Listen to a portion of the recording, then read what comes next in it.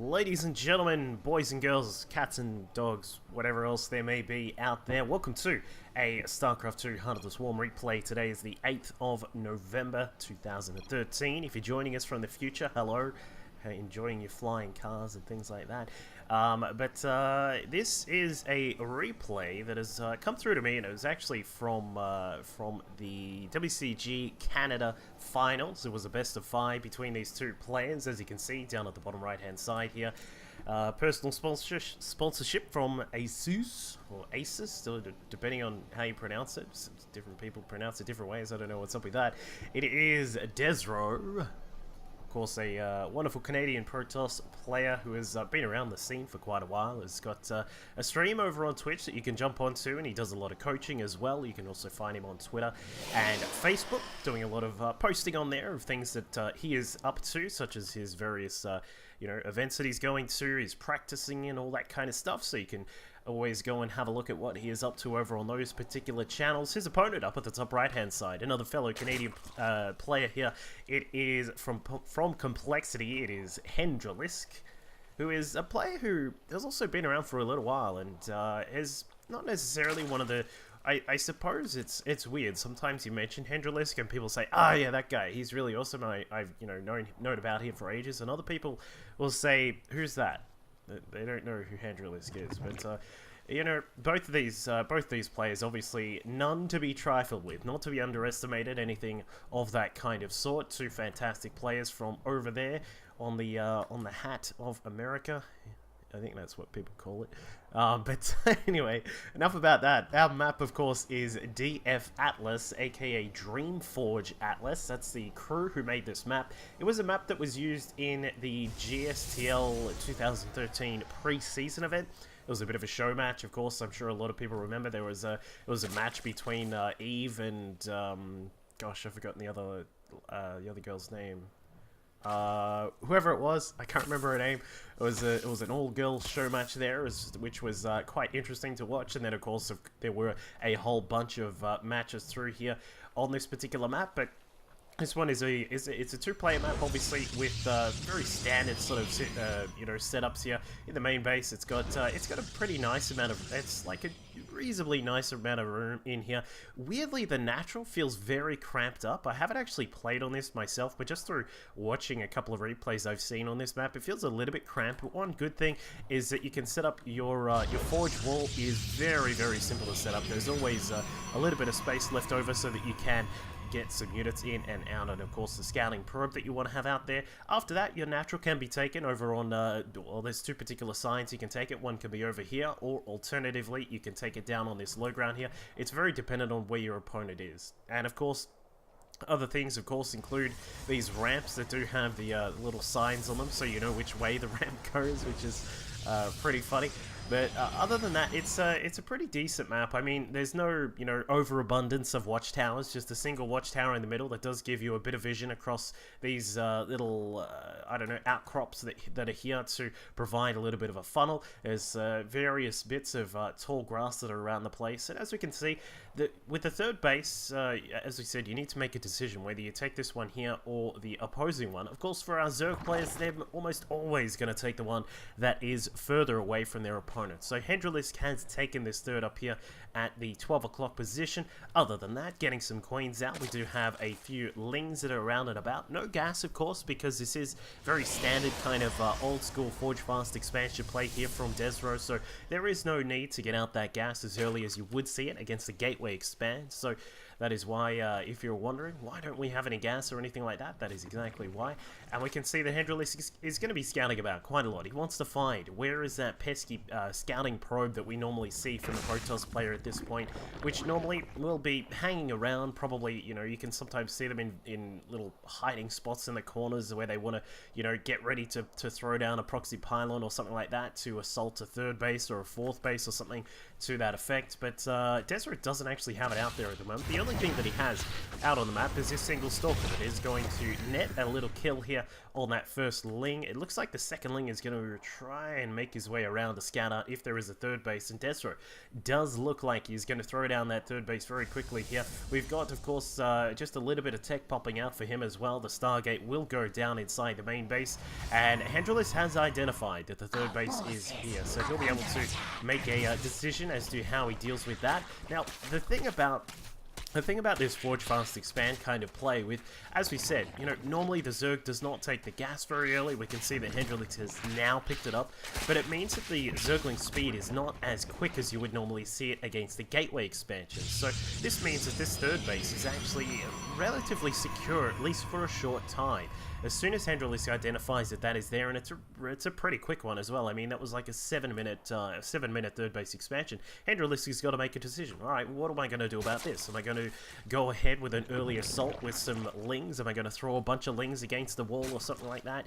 Or am I going to head up towards some more tech-based play and try and assault the third base? Way back during the earlier parts of Heart of the Swarm, of course, the general kind of style that you would see from the Zerg players when they would identify this fast third base is to pick up a bunch of Hydras, a bunch of very quick Lings as well, and try and get some damage done on that third base with that before the Colossus came out. If you can get there and get some work done before the Colossus are about, then that gives you a really nice advantage. You can switch into mutas and then start really starting to control the map with those very agile, very swift mutas that can move about the map, harass your opponent, and these kinds of things. But this time, it looks as if we are going to get something a little bit different here from Hendralisk. We've got Burrow coming out relatively quickly, which is something that you do not get to see too often, but I wish we did see it more often. I really think, especially in ZVT, that Zerg players should really use Burrow a little bit more. It's just kind of surprising that we don't see it as often. But desRow, now with the third base, he's up to a total of 58 probes at this point, plus 1 to weapons. Is almost halfway done, or in fact it is halfway done. He's got a robo also completed, so he will be churning out a few of those immortals as well. And what we'll probably see here from him are a few more gates just to try and set up his production capabilities here. And once he's ready to go, we'll probably see him start to really push out and threaten his opponent. Now, Hendralisk has come across the third base, but some wonderful force fields have caught out quite a few of those roaches here. Looks like desRow is being very careful with his units. However, Hendralisk is not going to be able to get much done. And desRow will quickly check out what is going on. Okay, we can see that there are some roaches. There's, you know, the Roach Warren is also pulsating there, which means that we are getting that roach speed upgrade.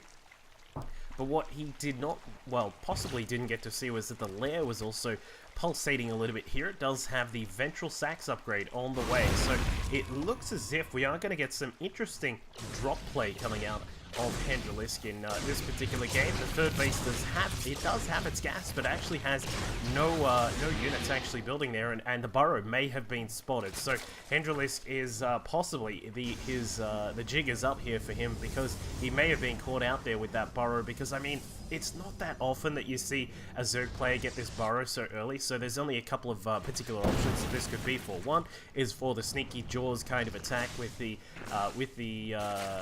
roach move burrow upgrade coming along. I completely forgot what it's called. What is it called again? Oh, the other one.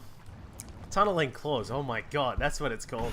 Completely forgot about it because no one ever gets it. But you know, that's a possible option, or something akin to, you know, an early kind of, you know, some sort of Roach Hydra attack. But it looks as if Hendralisk is going to move across. He has been identified with the with that Oracle there. Beautiful usage of the Envision skill, which is something that, again, I think that players really do need to keep in mind is there. It's a very powerful tool. And he also identified that the Overlords are coming across, so they'll have a couple of Void Rays in position here. We'll see how prepared desRow is for this. Going to load up into those Overlords, but however, half of them are going to go down before they get into the battle, dropping in some of the units right on top of desRow's forces. Will he be able to cut down all of the Protoss units here? Of course, the Immortals extremely strong, netting many kills here as the Roaches are just fodder for them. However, far too many Roaches here for desRow. He's going to need to back off a little bit.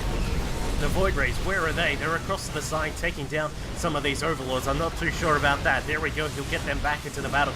but the Roaches have now pushed their way in towards the third. Going to try and aim down this Nexus, I would think. However, it's going to be a lot of trouble to get it all gone, because the Roaches are slowly starting to suffer as the Void Rays now come across. They should be able to help polish them off, but has Hendralisk done enough damage? Back at home, we've got more units building. A couple more drones are being added on, so he's content with the amount of damage that he's done here. I'd like to see him perhaps try and target down some more buildings a little bit better here, but it looks as if he's going to dance around with some of these overlords, trying to load up and drop inside the main base. He will get a few Roaches up there. However, I don't think this is going to last too long. Too many Stalkers. They have Blink. The Void Rays are also getting a lot of damage done here as well, and that is going to be the end of that attack there for Hendralisk. He does have a fourth base. He's got a bunch of drones now out, 80 drones in total, and with the 22 work kills, he's looking pretty solid at this point. Up at a supply of 133. He has lost a bunch of his overlords though, so that's not going to be good. He's going to need to reinvest in getting that supply back, and of course we can see that 7 overlords are on the way here for Hendralisk. He's got +2 to the carapace and +2 on the missile attacks also on the way, so we would probably, I would have normally expected to switch over to Hendralisk here, but he's actually going to bring it across to the Spire tech right now.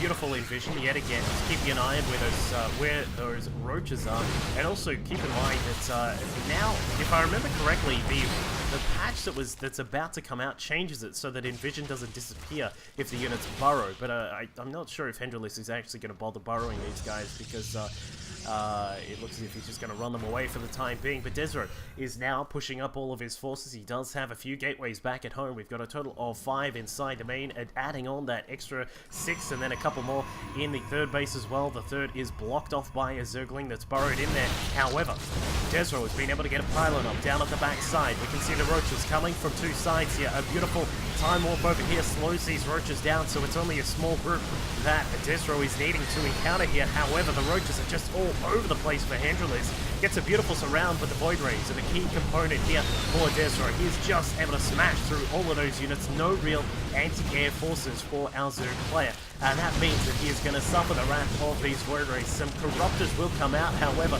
as I'm sure it is a very odd thing to consider, they're just not the greatest against the Void Rays, because these Void Rays do that bonus damage against armor targets. You can see a few units in the middle will get caught out here, but yeah, this is where I'm a little bit surprised that, given that we were going to have +2/2 on the upgrades here for Hendralisk, that he decided to go into Corruptors instead of Hydras. But here we go. We will get the Stalkers blinking forward. This could be the last hurrah for Hendralisk, as the Void Rays and the Stalkers now push forwards. They're going to take care of this hatchery very quickly.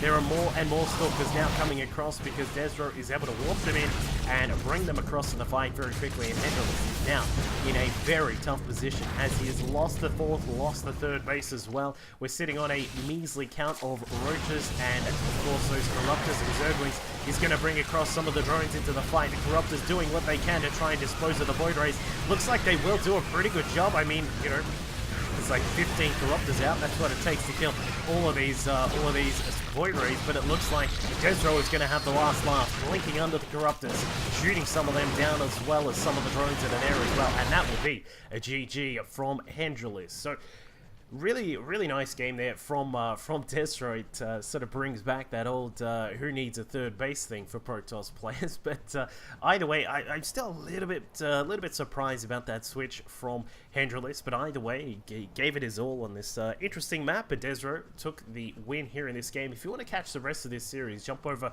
on to twitch.tv/WCG Canada, and I believe they do have the highlights there of this entire series. Otherwise, go and check out the guys on their Twitter pages and their Facebooks, and their, of course, their Twitch streams as well. Thank you for watching. I'll catch you all next time. Here, as you can see, 47 damage to bio units, and then the 34 damage against other standard targets. His storms have also been wonderful, just spreading them out across the battlefield, doing really nicely there. And for Minigun, he's been sticking with a much more